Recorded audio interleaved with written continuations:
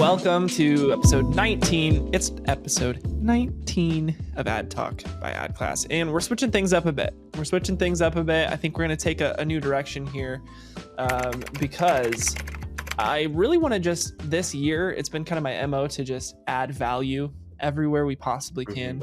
Matthew, you know that being at AdClass, like that's one of our core values. We add value. And I think the podcast is actually a really great place to do it. So we're changing things up a little bit this year. In AdTalk specifically, we're going to actually talk ads, and we're going to talk what's working in ads right now, specifically for our clients, for people that we kind of see in the space, for some of the students that we help run these offers, for the media buyers that we train. The network is pretty wide, and so we're gonna just literally talk about what is working right now in 2024 on Facebook ads, right? So Meta, Google ads, YouTube ads, TikTok ads. What is actually working, and what trends are happening this year that business owners, marketing, directors, media buyers, all of these people need to know about in order to stay at the top to keep succeeding. So before we kind of get into it, Matthew's here. Matthew's content strategist on our team at AdClass. He's crushing it with all things content, copy. So we'll get into some of that stuff as well. And then on my end, we're still waiting for Caleb to come back. So it's just me. It's just Dakota here. Caleb had a baby this month, and he's taking his paternity leave, which we're so happy that he could take. But he'll be around on the next episode of AdTalk. So just me and Matthew today. And I want to start off by saying, listen, there's a lot of voices in our industry. There's a lot of voices talking about what's working, what shiny object are we on now? What's the next big thing that we should all be doing? Is it a webinar funnel? Is it a lead magnet with SMS opt-ins? Is it a email drip sequence that's 30 emails long? Is it lookalike audiences? Is it broad targeting? Is it conversions API? Blah, blah, blah, blah, blah. You're going to hear people talk all the time about what they think works. A lot of the time, what they're talking about is what they sell. So you have to be really careful in this space. I want to make this podcast episode because I'm not selling anything. This is just free value. I just want you to have it. And I want to be as transparent and honest as possible about what we're seeing working in the high ticket consulting, coaching, online education space. So one thing that I'll say before we get into it is that we're spending roughly $3 to $4 million a month right now on funnels specifically for high ticket coaches, consultants, entrepreneurs. So you don't have to listen to me. You can take my word for a grain of salt, but we're spending it profitably. And our client success rate is very high. Our churn rate is very low. We're a small team of about 10 people, mostly in the US, that all just like doing this together. So this is not some big agency talk. I'm not talking as a founder who's not in the accounts. I'm buying in a lot of the accounts that we run. I'm touching all of the things. I'm turning the dials. I'm figuring the things out. And so I'm going to talk from a place of actual, real world application on what works right now in ad accounts today. So that's a little disclaimer. That's who I am. That's what we do. But let's get into it. Let's actually talk about some trends right now that we're seeing. Let's start out by talking about the application funnel and what you're seeing there. Love it. So yeah, we're gonna start with application funnel, which is, I'm just making a name up for a funnel that kind of tells us that it's a funnel for paid traffic that kind of goes through typically a VSL sequence. Maybe it's a VSL, maybe it's a sales letter, maybe it's some other form of content. But basically, you're taking cold traffic, you're going through an education piece of some kind, and you're getting them to book a call with you in your sales team. So this is like the quintessential high ticket, strategy that so many people use to obviously fill their calendars, number one, but sell something that's worth maybe $5,000, $10,000, $20,000, whatever it is. This is kind of the strategy that I would say 90% of people that start off in this space use. And here's the thing. There's a lot of noise in the space right now about this doesn't work anymore. This is why we need to try something new, whatever. I'll tell you right now, it still works, but it doesn't work if you're using the VSL funnel or the application funnel that you used 5 years ago. Okay. That doesn't work. You have to be able to pivot with data to understand what's going to work. And so I'll talk today literally about what we're doing right now with application funnels and how they're converting on cold traffic. So first off, kind of describe what the application funnel is. Pretty simple. It's going to have the ad. You're going to click an ad. From there, you're going to go to like an opt-in page typically. Sometimes you don't use an opt-in page, kind of depends on if it's B2B, B2C, the level of intent of the consumer. But typically, you're going to collect some information on an opt-in page. Maybe that's name, phone number, email. If you change those variables, if you collect more information, that opt-in rate's going to be lower. Your lead cost is going to be higher. If you collect less information, you might get cheaper leads, but they're less information you can work with. So it goes from ad to that page, lead opt-in. And then from that page, typically it goes to like a webinar, a VSL, some sort of content that somebody can use to get educated on who you are, what you're teaching, why it's special, why it's unique, why people should listen to you. That's simple. We've all seen that funnel before. It still works. Is it the best thing in the world? I don't know. It's going to depend on your offer, but it still works. Here's where the application comes in. After they watch this piece of content, what people are starting to do, and this has been common for a while, but I see it coming back specifically because of the fact that audience targeting on ads is not as good as it used to be. But people are putting this application into their funnel before someone can even book a call, right? This application typically in the past has been used for what, like people to do what? I mean, Matthew, what do people use these applications for typically? Well, for qualifying leads, that kind of thing. Yeah, they basically want to know who's good, who's bad, right? Who's a good fit for my offer, who's a bad fit for my offer. That's pretty obvious. Like you can use a form for that, and maybe you ask a question that's like, hey, are you financially qualified? Or what's your occupation? Or how much are you willing to invest in your business? Whatever that question is. That question is as old as time. I mean, like we've seen it on every high ticket funnel for years. But I've noticed a few things on this application funnel that people are just not taking advantage of lately, which I think is really interesting. And so this is some low hanging fruit that anybody who's asking for any information in a paid traffic funnel could use, right? Because we've seen it across the board that you're just kind of leaving some money on the table if you're doing this and not doing these things. So before I talk about what the things are that we should be doing in an application funnel, I want to just like really quickly go broader, because I want to also today talk about broad targeting and sort of the idea of like audiences being taken away on Meta, us having to use like Advantage Plus audiences, having to kind of go with the AI instead of being able to target people on our own. You've seen that, I'm sure too, Matthew. It's like almost all of our clients are asking about, broad. Should we be going broad, right? Mm-hmm. And the answer is probably yes. And we'll talk more about that later. But here's kind of what happens when you go broader. Your lead quality diminishes a little bit, right? You might get cheaper calls, you might get cheaper leads, but they're not quite as honed in as what you're used to seeing. So, if you used to pay $150 for a qualified call, you might pay $100 for a call with, broad targeting, but like half of them might not even be the right type of audience for you. So we're seeing that happen quite a bit. So the question becomes, okay, well, if I can't control the audience, what can I control? And, one of the factors you can control is the funnel. There's some other stuff you can control. I don't know what comes to mind for you, Matthew, like the creative, right? You could use copy. Yeah. Mm-hmm.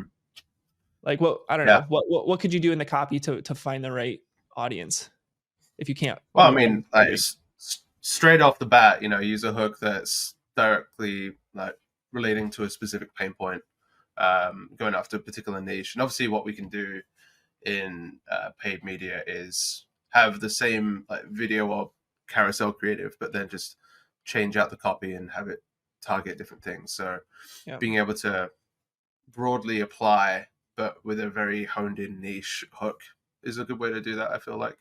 And even, changing the hook, if you've got like a video creative that it's the ad is running to, changing the hook in the video and seeing how that applies to, because when someone is scrolling on Instagram or Facebook Reels or whatever it is, the first thing they're going to see is the video rather than the hook of the caption.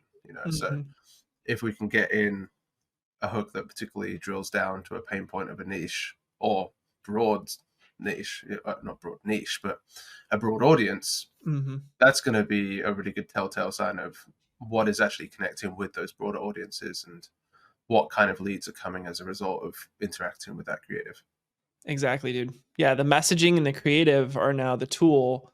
It's one of the tools we have at our disposal to actually tell the algorithm who we want it to find, right? Because if you think about the algorithm, even the ads algorithm, if you're just going fully broad, it's looking for things like retention rate, how much of the video are people watching, engagement rate. It's looking for, obviously, if people are converting, if it's a conversions ad, right? So, if you're optimizing toward calls, it's looking for that cost and how people kind of resonate with it. It's not necessarily always looking at like click-through rate, for an example. So what's interesting is, to your point, if I had, a business for mechanics, or I'm trying to find mechanics to convert on my offer or whatever, and I can't, let's just say in this world, I can't target mechanics. What I could do is I could target the whole US and now just say, hey, mechanics, check this out, right? That's not a great hook, but I can guarantee you the people that actually go on to read, click, interact with that funnel are in my target audience, right? And so over time, we're actually training the pixel, training the algorithm to find more people like that, because those are the ones we have entering the funnel. So yeah, we have other tools at our disposal, but I'm going to get back to the application funnel, but I just want to say, like, yes, we will be having to go more broad this year with our targeting. It's already happening. They're taking away a lot of interests. Broad targeting is being pushed with cheaper CPMs. Advantage Plus audiences are cheaper typically to run to. And even now, if you put like a lookalike audience up on Facebook, it's going to tell you that it's doing something called lookalike expansion, which basically just means, hey, I see your lookalike, but I'm not going to use it. Or I'm just going to use it as like advice to maybe serve your ads to that group of people. So when we lose control of the audiences as advertisers, we have to be able to do something else to make sure that the algorithm is training on our way. And that's going to be the offer, or the messaging for the offer and the creative. And then the other piece, of course, the funnel. We could have the largest mouth of a funnel ever, broad targeting, but if our funnel does the right thing along the way, it can narrow that down very quickly, and we can ensure that the right people still make it to, our sales call, for example. Right. So the funnel mouth may have gotten wider, but the rest of the funnel doesn't have to. We can still use the funnel to qualify those leads, if that makes sense. And you said two words there, which we should cycle back to after we finish talking about the application funnel, which is Advantage Plus. And that's a pretty big deal of what we're seeing being particularly used in 2024 moving forward. So we should cycle back to that. But why do you think that people are just so focused on the call volume? Because, AdClass, what we teach is, revenue over everything, so return on ad spend, all that kind of thing. Why is it, do you think, that there's so many people hung up on this is the call volume I want rather than the quality of the lead?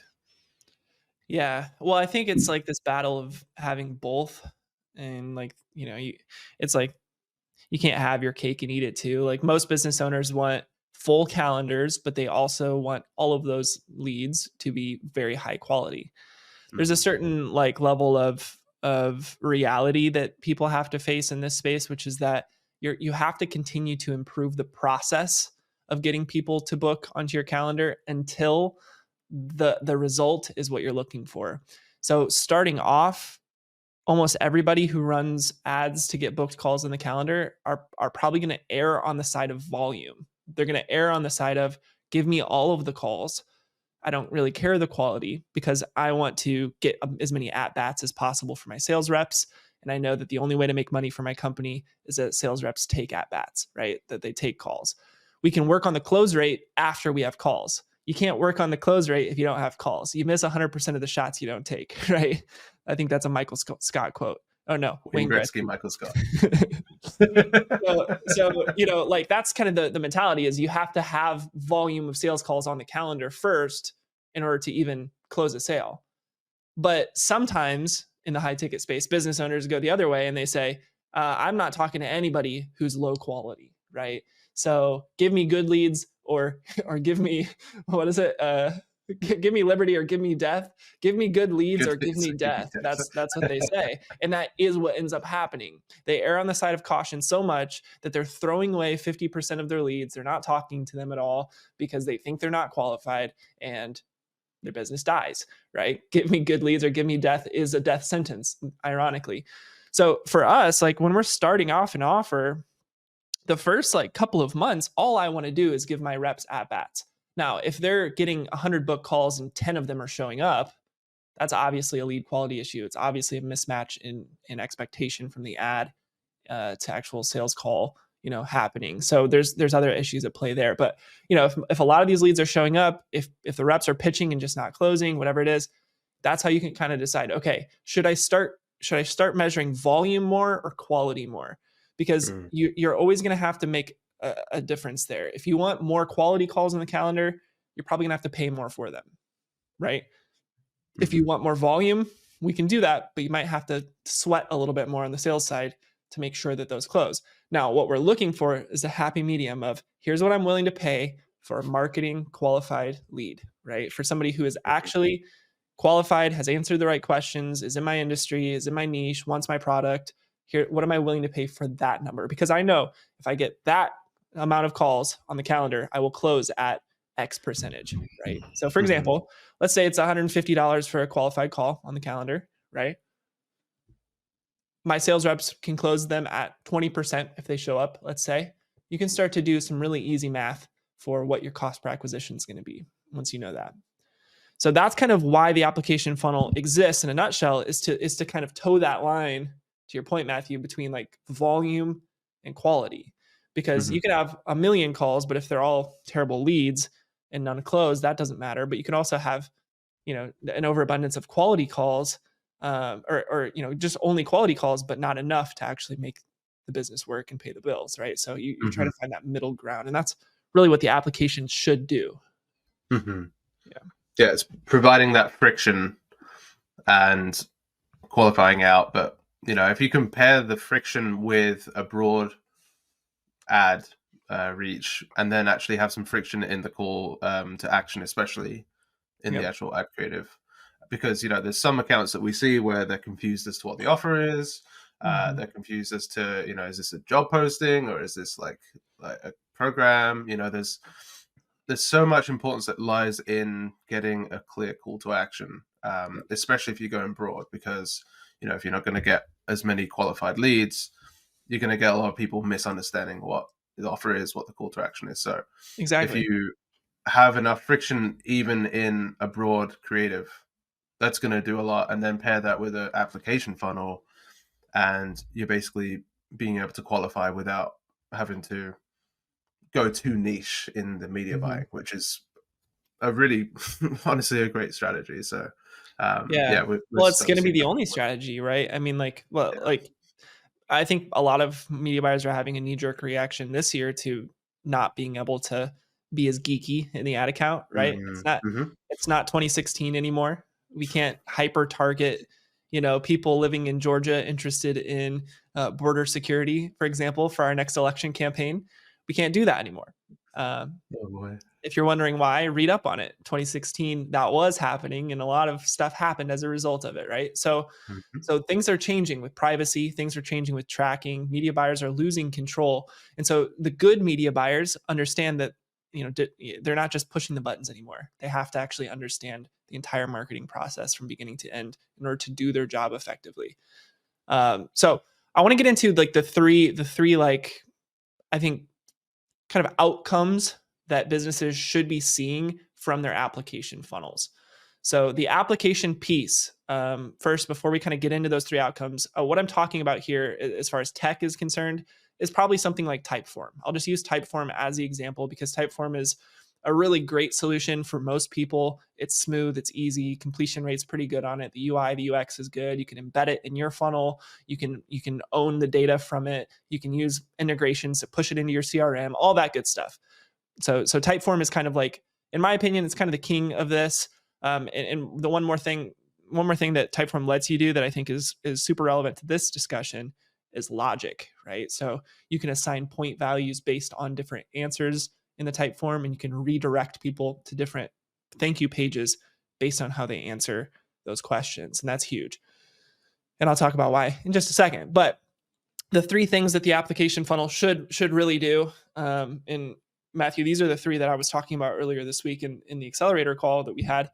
These 3 things are essential. And I think some people are doing one of them well. Some people are doing 2 of them well. Very few brands that we see are doing all 3 well. And so this is just something that I think anybody could apply to their marketing efforts and hopefully get some wins from it. But number 1, your application process should show your lead that you have the right solution to their problem without without even having to do anything other than asking the right questions. So by going through your application, your prospect or your lead should actually understand that you have the solution for them. Kind of crazy. But let's talk about why that is. Okay. So in other words, don't think of your application as me getting us some survey results, right? That it does do that, but we should actually be using our application process to sell. Does that make sense? So it's still a marketing tool. They're still in the marketing funnel, right? So the way that I kind of think about this is like, if somebody was to ask a question, why are you interested in joining our program? I've seen that question on applications a bunch. Just, why are you interested in joining our program? And then they just leave a space for like an open-ended answer, right? And they're expecting the person who has not even like talked to a human yet, they're expecting that person to be like, I want to join your program because you're the best in the world. Like very few people are going to put that in. Very few people are going to actually like show their level of intent with a question like that. So instead of that, what if we change that question to something like, hey, if you were to be accepted into this program, what outcomes would you be looking to achieve? And now instead of an open text answer, we could say some things like, select all that apply. More leads on my calendar so I can focus on what I love, selling. Okay, that would be pretty strong. More high quality leads that actually show up to calls when they book. Yeah, I want that. Increasing my close rate by implementing plug and play frameworks that show me exactly what's working. Yes, please. I want that. Right. And the leads going through and they're checking these boxes. And as they check them, they're saying, oh man, yeah, that's exactly the pain point that I have right now in my business. And by checking them, they're realizing, oh, these guys know about the thing that I'm facing and they have the solution for it. Right. And so gives me data, yes, but more than the data it gives me, it helps the lead understand that I'm an authority on this subject. Does that make sense? Yeah, it's almost like a 2-way qualifying. So we're qualifying the lead and they're qualifying our credibility as the service provider. It's a sales letter in question form, Tell me what you want. Yeah. It's good, dude. It's good. And what's nice about this too is that they can select all of them. When the salesperson gets on the phone with them and they have this data in front of them, they go, hey, I see that you're looking for more high quality leads that actually show up to the calls. Can you tell me more about the close or the show up rate that you're dealing with? Right. Becomes a gateway into a discussion. So it serves a lot of purposes. And it's like the biggest thing I could say is like, don't forget your marketing still, right? When you're asking questions, when you're sending thank you texts, when you're sending emails, like this applies across the board. It's still marketing. You still are doing the job of getting the person to purchase your product, right? No matter where they're at in the process. So, and this really brings to mind a lot that we talked about with Austin, on the last episode when you were on leave, and we had Austin on with Caleb and I, and he's talking about, building rapport is great, especially on a sales call. But if that's all you're doing, then no one's going to buy anything. People, I'm going to straight up crib what he said. People buy from people they trust, not from people they like. So it's great to build a rapport. But if you have that information at the front end and being like, okay, so I saw in your application that you said you have a problem with lead quality, that shows that you've taken the time to like understand who your lead is, understand their pain points, and be able to speak directly into a pain point. And if we are at the end of the day service providers, we want to be able to provide a service that is the most applicable to our lead. Exactly. And there's nothing that's going to build rapport more than saying, I understand, here's what you need. Right. And that's exactly what this is going to come Yeah, into. and it gives the salesperson now the job of not having to build the trust and credibility, but instead just explain the offer and help Right. guide them to the solution they want, right? It changes that Exactly. perspective entirely. I love Hmm. that, dude. Yeah, and this bleeds into what number 2 is. So that was number 1. Number 1 is basically using your application as a means to actually convince your leads and show your leads that you have the right answers to their questions, right? Number 2 is that a good application will give your business the data it needs to make informed decisions about your marketing and your offer. Okay, so data is obviously key to so many things in business, but so many businesses that we audit that are doing type forms or applications, or they're making people book a call and answer a few questions, they never actually look at the answers to those questions, which is mind-blowing. But it's for a lot of reasons. Things get busy, things are crazy, I understand, but that collection of responses paired with who actually ends up buying your program is probably the most important data that you have in your business right now. Like if you're asking people questions and then they go on to either purchase or not purchase your program, you can now correlate the answers to those questions with whether or not there's a propensity to buy your program, right? Or a correlation. And so basically there's a few steps that I see people kind of do wrong in this area that are easy fixes that will give you the data you need to actually understand, oh, when someone answers this question like this, they buy my program more often, right? And that's really what we're trying to see. So here's what you got to do. You need to remove all open-ended questions from your survey. That's first and foremost. The only open-ended question should be, what is your name, right? Or maybe what is your phone number? That's it. Everything else in your survey has to be some sort of multiple choice or select all, something like that. And the reason for that is number 1, because of what we just discussed, like sort of the select all that apply rule. Like that's super powerful, saves your lead time. They don't have to think, they don't have to type in. I don't know about you guys, but anytime I get a form that I have to fill out, it's literally, okay, I won't say literally. I retract my literally. I'm trying to get better about that. It's it's metaphorically like getting my teeth pulled. I hate filling out forms. Okay.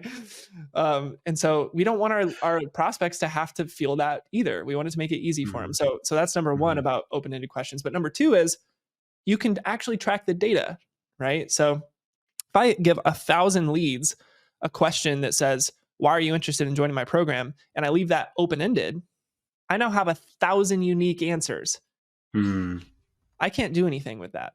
I can read them and I can get some like anecdotal, maybe like qualitative evidence of like some things that people might be looking for or not. I could do some like literary analysis of how many words, how many times people said the word sales, how many people, Hmm. whatever. But I cannot really use that data in an effective way. Now, if I give them multiple choice, I can say, oh, of 1,000 people, 900 chose A, right? And everybody else Hmm. chose D. That is data I can use, right? That Hmm. can actually be correlated back. So that's number 1. And Matthew, I feel like the only pushback there would be, well, but I like reading the answers. Uh, I don't know. I don't know if you're one of those. You like to just get in the data. No. You're like, oh, hey, I, Joe from Tennessee really loves, this about my program, which I get it. mhm.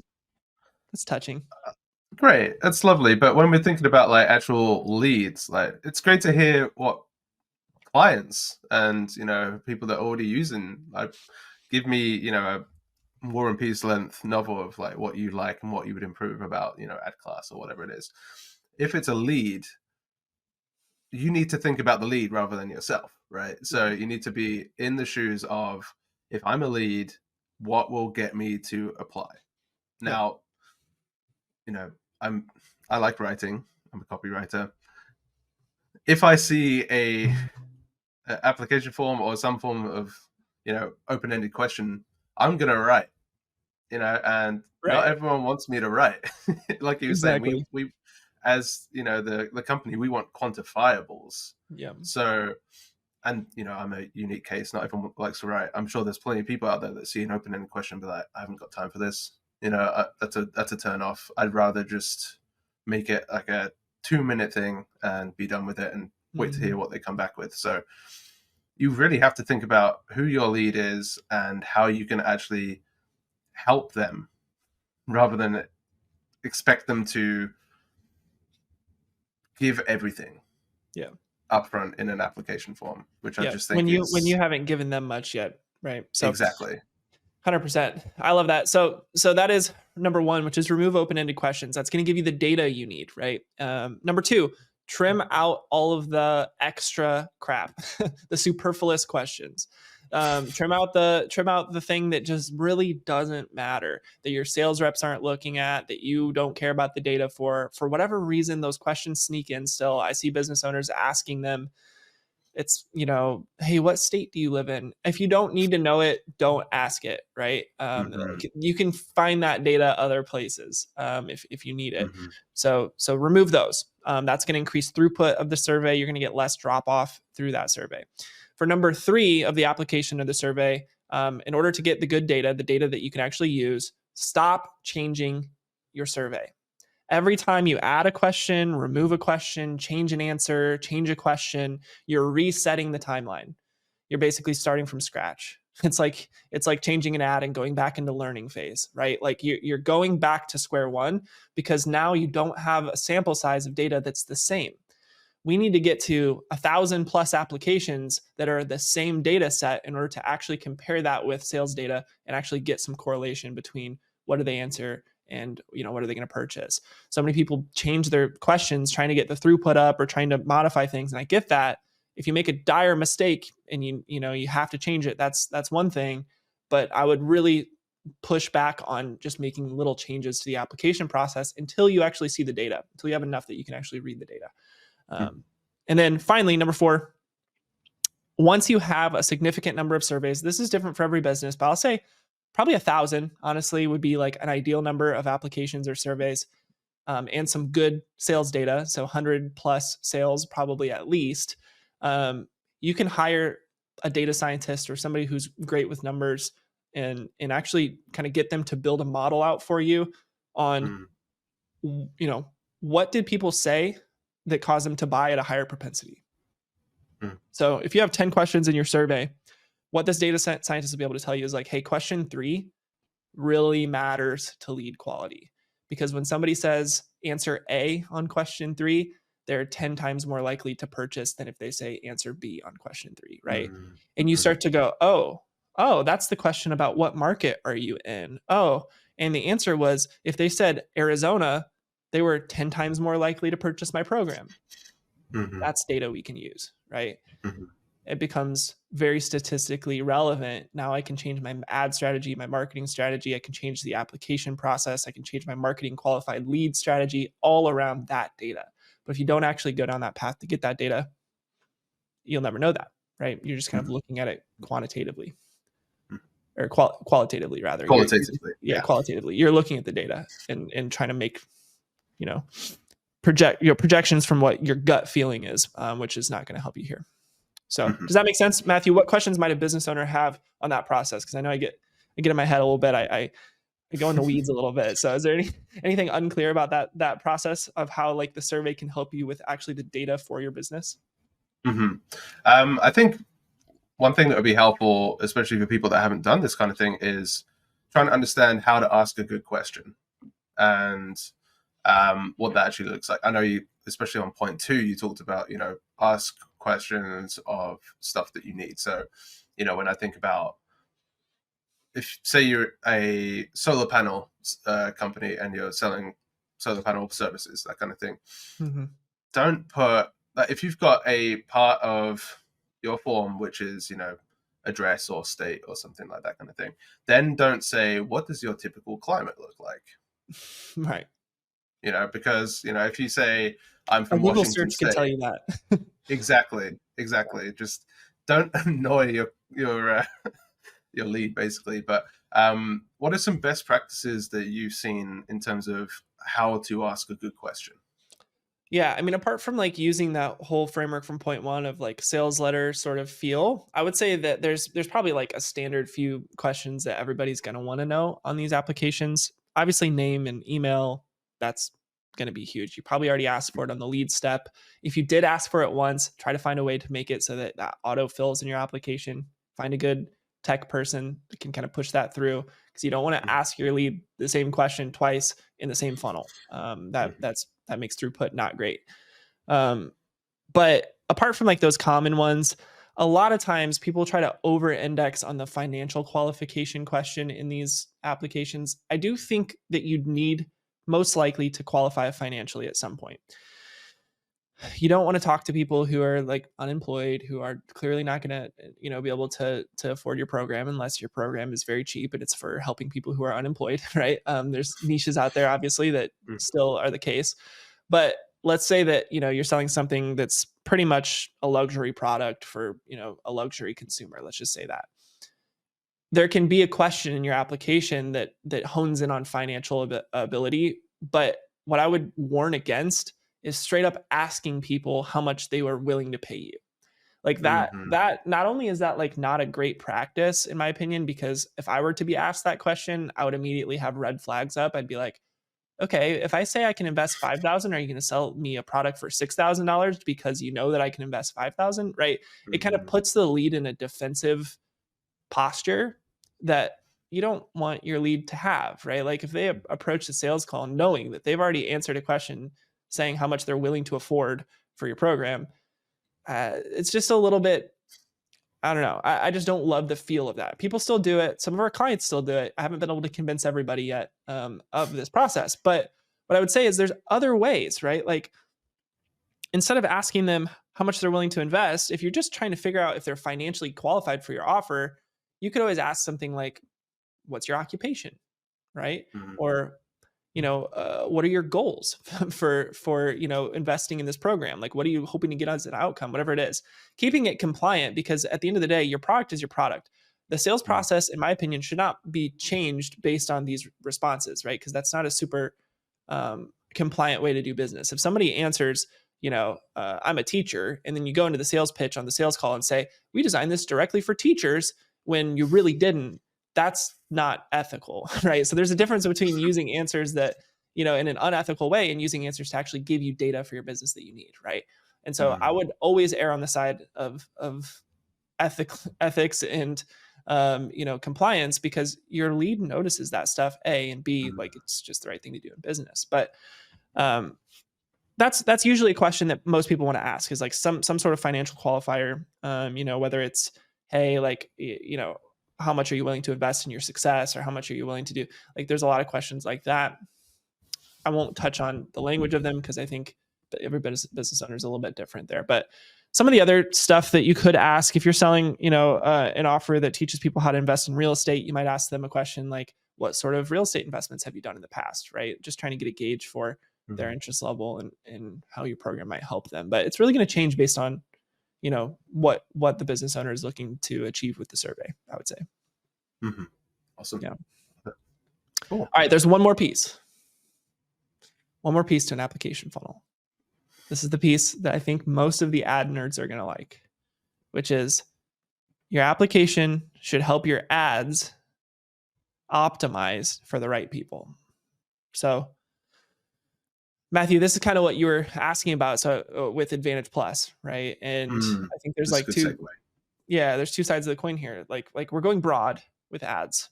That's just what's happening over time. 5 years from now, I don't think we're really going to have any sort of control over who we're targeting. So it's all broad. And in an all broad ads targeting world, we need to be able to teach the pixel or the events manager, the algorithm. We need to be able to teach it who the right people are for our offer. And so for high ticket offers, this becomes more difficult, right? E-com ad buyers, you guys that are like doing low ticket stuff, you can just optimize for purchase. The pixel is going to figure out who's purchasing, and it's going to pretty much, do that for you along the way.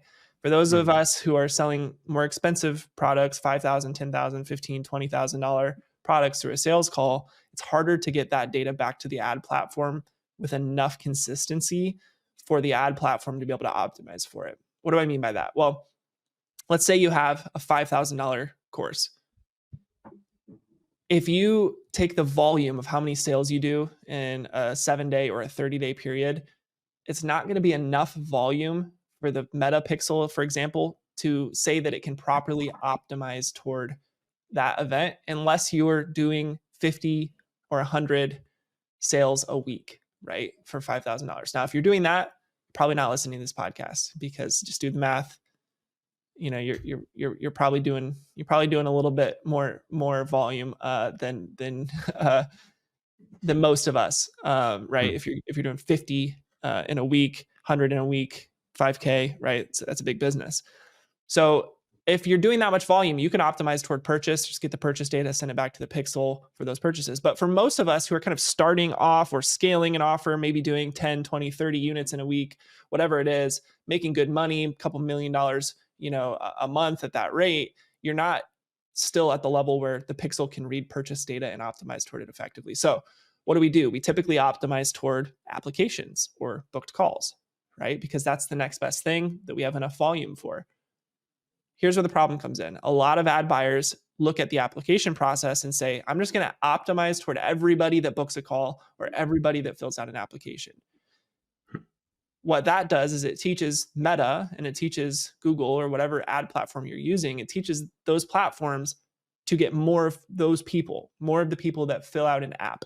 And what can happen over time, and I'm witnessing this happening actually right now in an ad account, is that your ads are sort of this self-fulfilling prophecy of getting more applications, but your ads never see the data that some of those applications aren't closing. So you could get 100 applications and Facebook's saying, I got you 100 calls. I'm doing great. You're optimizing toward calls, right? And you're like, well, yeah, but none of those calls closed. They're all bad quality. They're not the right people for my business. And it's a self-fulfilling prophecy of Meta not knowing that, not being able to optimize toward it, right? This is heady, but this is for you nerds out there. If you're able to, in the funnel, segment good apps from bad apps, let's just simplify it, right? The people who are willing to work with you and buy your program from those who are not, you can now fire an event on the good apps that you don't fire on the bad apps in your pixel or in your conversions API, however you have it set up, and you can optimize your ads at scale toward the good apps. What does this do? Well, now Facebook is at least learning toward high quality apps. Now, when it says, hey, I got you 100 apps, you know that those 100 apps are the ones that you have decided are good leads based on this whole process that we've described. So in essence, over time, even if you're targeting broad, Facebook knows how to find you the right people, right? That's about as much value as I can give away because that is working in several of our accounts right now. And over time at scale, it will change the course of your business. And then hopefully you get to a point where you're doing enough volume that you can actually optimize towards sale. But that's kind of the next step in the line, right? So that's a big one. And we get into talks of the data and the pixel and conversions API, all that. We don't have time today. We're 50 minutes into this bad boy. But next week maybe, or Matthew, a week after, we can talk about like how to actually set up the pixel with server-side tracking so that you're not losing out on all of the accuracy of that data that we just talked about. Because even if you fire the pixel on the right pages, even if you're doing all the stuff that I described up to this point, if you don't have it set up to where you're actually tracking the data properly and sending it back properly, iOS changes and Chrome cookie changes and all this stuff are actually going to take away most of the progress you make from this process. So we have to pivot there as well with how we collect the data and send it. But that's a story for a different day, I think. We can do that in a week or so. I think that's a good idea. Yeah. It's a story for a different day. Yeah. That was awesome, man. I think, it's good to get into the weeds sometimes, especially with ads and platforms changing every day. It feels like, it's good to have the most up-to-date information possible. So that's awesome. Yeah. And I think, I'm just feeling this year, like, why not just share? Why not just share what's working? So, if you guys are watching this, if this was valuable for you, if you're a course creator or a business owner in the consulting, high ticket space, whatever it is, coach, creator, what do people call out in the ads? Hey, entrepreneurs, course creators, blah, blah, blah. You know who you are. If you're one of those people, you're listening to this, give me a thumbs up, comment down below that this was valuable for you. If you're on YouTube, and ask questions, because here's the deal, guys, we have so much insight to share. I just don't know what you guys want to know. So tell me and I will share. We're an open book here at AdClass. We believe in adding value above all else, even to people we're not working with, even to our competitors. it's an open door where we think that adding value, high tide raises all boats. So that's kind of why we do it. So awesome. What do you think, Matthew? About helping our competitors? I'm fine with that. He's like, and I'm available for hire. No, just kidding. No, I'm not. Good answer. Awesome. Good answer. All right. Peace and love. Happy Friday. Happy Friday. AdTalk, episode 19 is a wrap. See you next time.